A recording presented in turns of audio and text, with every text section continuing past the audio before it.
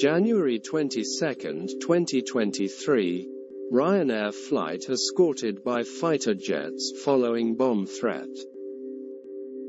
A Ryanair plane traveling from Poland to Athens landed safely in the Greek capital after the pilot reported a bomb threat during the flight.